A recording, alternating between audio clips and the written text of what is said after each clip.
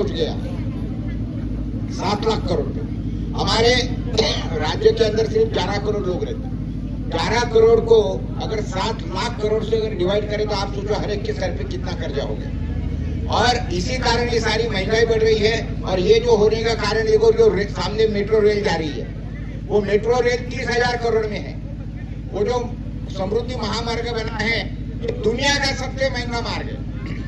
750 kilometre का मार्ग 75,000 करोड़ में, यानी 1 किलोमीटर का खर्चा 100 करोड़ रुपया पर किलोमीटर। भ्रष्टाचार की कंकोत्री इससे ज्यादा कोई बह नहीं सकती। एक बात ध्यान में रखिए, ये इनको सत्ता कोई लेना देना नहीं है। ये 50-50 करोड़ रुपए के खोके देके सत्ता पे आके बैठे हुए नालायक है। इनको राज्य से कोई लेना देना नहीं, लोगों से कोई लेना देना नहीं। इनको सिर्फ कॉन्ट्रैक्टरशिप करनी है। और इसीलिए इन नालायकों को हराम करूंगी यहाँ से अकाली महाराष्ट्र भी हमारा ही है, हमारे देश का भाग है। ये महाराष्ट्र का भी भला करना है हमको, और दूसरी बात की विदर्भ का भला करना है। जो विदर्भ के अंदर 12 कपड़ा मिली थी, 12 कपड़ा मिली जब इनके साथ में हम जुड़े थे। उसके बाद में 27 सूट गिरने थी हमारी। शक्कर कारखाने 8-9 थे, सारे बंद है आज। इन्होंने बताना चाहिए कि कोई कपड़ा मिल चालू है क्या। और इन हरामखोरों ने सारा का सारा ये बंद करके ये सारा का सारा जो कपड़ा मिले है, आपको मालूम है आज कहाँ गई है। ये सारी कपड़ा मिले भिवंडी है, इचलकरंजी है, मुंबई है, और बाकी हमारे राज्य के बाहर निकल गई है। तो अगर हमारी स्टेट का भला करना है, विदर्भ का भला करना है, देखिए आप समझिए, उधर जो काजू निकलता है, काजू के ऊपर प्रक्रिया करके कई वाइन से लेकर तो कई प्रकार बनाते हैं। हमारे महुआ के ऊपर इन्होंने इतने सालों से बंदी करके रख दिया। ये नहीं चाहते हैं। हमारा जंगल हमारे है, खेत हमारे, पानी हमारा है, और इसके ऊपर राज जो चल रहा है, और इसके ऊपर से जो साधन संपत्ति लूटे जा रही है। आपको मालूम है समृद्धि महामार्ग से इसलिए नहीं बनाया कि आपको और मेरी सुविधा के लिए है। ये समृद्धि महामार्ग इसलिए बनाया कि गढ़चिरौली का जो खनिज है वो गढ़चिरौली से मुंबई पोर्ट से बाहर भेजना है। उसके बाद में दूसरा मार्ग ये निकाल रहे गढ़चिरौली से तो गोवा, एक तो मुंबई पोर्ट से या गोवा पोर्ट से, ये हमारे देश के बाहर भेजना। इनको यहाँ पे इसके उद्योग चालू करना नहीं है, क्योंकि खरीद बेचे तो पैसा मिलेगा। उद्योग चालू करने के बाद में इनको क्या मिलेगा? एक बार मिलेगा थोड़ा जमीन देने के लिए, बाद में क्या। लेकिन ये सारे के सारे जो खनिज और ये मिनरल्स है और ये जो खदानें हैं, ये इन्हीं के बाप दादाओं ने, क्या बोलते, इनके दोस्तों ने, यार दोस्तों ने ली है, और इसीलिए सारी चीजें चल रही है। तो मैं आपको इतना ही बोलूंगा, देखिए समय तो काफी हो गया है, मैं अभी इतना ही बोलता हूँ। यहाँ पे ऐसा है, रोज 14 किसान आत्महत्या करे विदर्भ के अंदर, रोज 14 किसान। पिछले 100 दिनों में 1800 किसान महाराष्ट्र में मरे, उसमें से 1400 किसान, बिकॉज देखिए मैं आपको बताना चाहता हूँ, 1400 किसान विदर्भ के, यानी पिछले 100 दिनों में 1400 में रोज 14 किसान आत्महत्या करे विदर्भ में। और आपको मालूम है, ये आत्महत्या करने वाले किसानों के लिए मैं कोर्ट में गया था, मुंबई हाई कोर्ट में, और मैंने PIL लगाया था। और उसके बाद में आज से 12 साल पहले सरकार कोर्ट ने बोला था कि किसानों को 1 लाख रुपए कम से कम देना चाहिए। मैं मांग करता हूँ कि वो 1 लाख रुपए की जगह पे अभी 10 लाख मिलना चाहिए, क्योंकि अगर ये हवाई जहाज में कोई मरता है तो उसको 5 लाख 10 लाख रुपए देते हैं। एसटी से मरता है या शराब पी के मरता है तो उसको 5 लाख रुपए देते हैं। और ये किसान तुम्हारे नालायक बना से मर रहा है। तो अगर ये वो किसान को ये देना है, तो एक तो हमारी पहली मांग ये है कि किसान जो अभी आत्महत्या करेगा उसको 10 लाख दो। आज मैं यहाँ पर घोषणा करता हूँ कि जो किसान आत्महत्या करने के मूड में, उन्होंने हमारे पास में उसका नाम बताना चाहिए, नाम यहाँ पे नोंद करो, हमारे पास में रजिस्टर कराओ कि मैं आत्महत्या करने वाला हूँ। और वो आत्महत्या करने के बाद में पहली बात तो ये बोलूंगा कि नालायकों के कारण आत्महत्या मत करो, ये मेरा पहला बोलना है। लेकिन अगर आत्महत्या करना ही है, नहीं तो भी 14 किसान मर रहे हैं, हमारे कारण तो नहीं मर रहे। अगर आत्महत्या करेगा, सिर्फ उसका मेरे को बोलता है कि आत्महत्या करना है, तो कोई भी खासदार के घर के ऊपर जाके आत्महत्या कर, वहां से छलांग मार। जो किसान कोई भी खासदार के घर के ऊपर चढ़ के आत्महत्या करेगा, सरकार से 1 लाख रुपए दिलाने की एक गारंटी, और विदर्भ ज्वाइंट एक्शन कमेटी के माध्यम से 51,000 रुपए हम उसको देंगे। आज मैं घोषणा करता हूँ ये सारी इसके ऊपर। और उसके बाद में एक बात समझिए, ये जो हमारे देश के अंदर, हमारे महाराष्ट्र के अंदर जो कुछ चल रहा है, इनकी नालायकी चल रही है, इसकी सजा इनको भुगतनी पड़ेगी। जिन लोगों ने हमको पहला फुसला किया और झूठ बोल के ये महाराष्ट्र की सत्ता ताबे में लिया, क्यों लिया ताबे में मिलने के बाद में भूल क्यों गए हैं? क्योंकि उसके पहले उनको ऐसा लगता था कि सत्ता में बहुत मर्यादा है।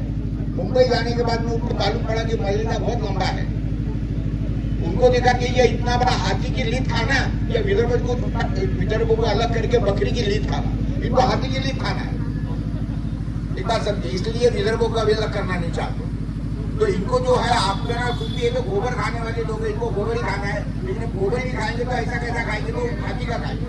तो वो हिसाब से इनको अपनी विदर्भ अलग करना नहीं है, ये बात तय है। लेकिन हम आपसे वादा करते हैं कि आने वाले 31 दिसंबर के पहले अगर सरकार ने घोषणा नहीं की तो दो पुलिस वालों को बोलता हूँ, खुफिया विभाग को बोलता हूँ, उनके कैमरे चालू होते तो उनको बोलो कि पूरा रिकॉर्ड करें गवर्नमेंट को और मुख्यमंत्री को जाके दे, और उसके बाद में खुफिया विभाग को ये दे दे। मैं आज घोषणा करता हूँ यहाँ पे कि एक तो जो भी जाके किसान आत्महत्या करना है, खासदार के घर के ऊपर से आत्महत्या करे, उसको हम 51,000 रुपए देंगे, सरकार की तरफ से भी 1 लाख रुपए दिला देंगे। उसके बाद में उसको आगे के 2 लाख रुपए देने की हम हमारी तरफ से कोशिश करेंगे। विदर्भ अगर अलग होता है तो हम उसको बचे हुए 9 लाख रुपए देंगे, ये भी आज घोषणा करते हैं वो किसान को। दूसरी बात, 31 दिसंबर के बाद में जितने भी 60-65 साल के ऊपर के बुढ़े और बुढ़िया है, उन सबके साथ में हम जाके संविधान चौक के ऊपर उपोषण करेंगे, आमरण उपोषण करेंगे। आवरण जो गवर्नमेंट को करना है करें इसके। और सबसे पहला, मैं आज 70 साल का आदमी हूँ, मैं पहला घोषणा करता हूँ कि पहला सत्याग्रह, पहला उपोषण करना मैं रहूंगा, पहला मैं रहूंगा। और उसके बाद में सरकार में वो दम है, सरकार में दम है तो सबको अरेस्ट कर और अरेस्ट करके जेल में डाले। 60-70 साल के बुढ़े जेल में भरने की अगर गवर्नमेंट में हिम्मत है, उनमें इसमें दम है, लड़कियां है करके मैं नाम नहीं लेता, लेकिन अगर उनके पिछवाड़े में दम है तो जेल में डाले।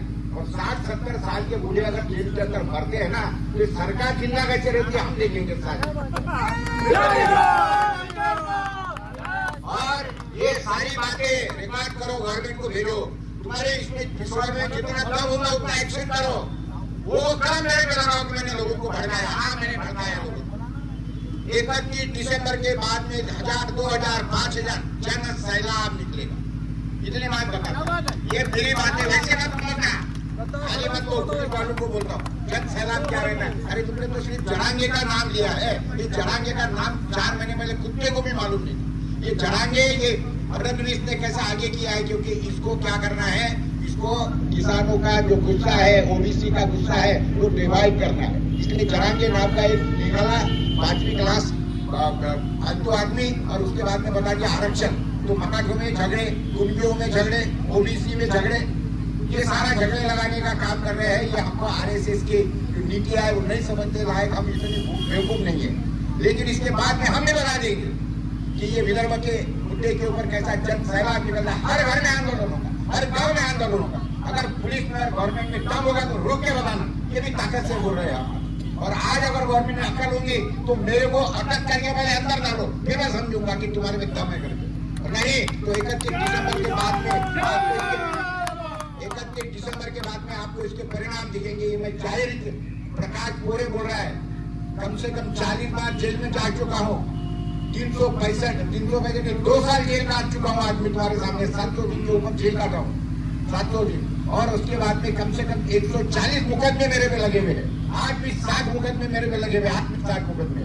और सबसे गुंडा, सबसे नालायक है महाराष्ट्र का आदमी तुम्हारे साथ। मेरे इतने मुकदमे लगे हुआ, मेरे इतने जेल काटे हुआ आदमी, मेरे इतना आंदोलन करे हुआ आदमी महाराष्ट्र ने बता देना, मैं उसका नेता, उसको मैं नेता मानने के लिए तैयार रहूंगा, बिल्कुल करूंगा। लेकिन आज बिल्कुल पक्का बोलता हूँ, 31 दिसंबर ये हमारी लास्ट अल्टीमेशन लाइन है, और उसका सब लोग इंतजार करो, आप भी इंतजार करो। और उसके पहले हम हमारी सारी एक्शन बनाएंगे। जो लोगों को इसके अंदर हिस्सा लेना है, उन लोगों ने हमारा जो वेबसाइट है, हमारा जो मोबाइल नंबर दिया है इसका, उसके ऊपर उन्होंने अपने अपने नाम भेजो, दर्ज करो कि मैं वो उपोषण में शामिल होने को तैयार हूँ। 60-70 साल के बूढ़े तो हो गए, मैं देख रहा हूँ जवानों में भी कितना जोश है, वो मैं देखना चाहता हूँ इसका। और मेरे को खातरी है ये जो बच्चे छोटी सी बात के लिए रजनी अमराव जी इनकी गाड़ी जो है ये दुर्गापुर को रोकनी है, कल रोकेंगे, कल आई कल सारी कल से कैसी गाड़ी रुकती नहीं हम देखेंगे। आप तैयारी करो, आप तैयारी करो।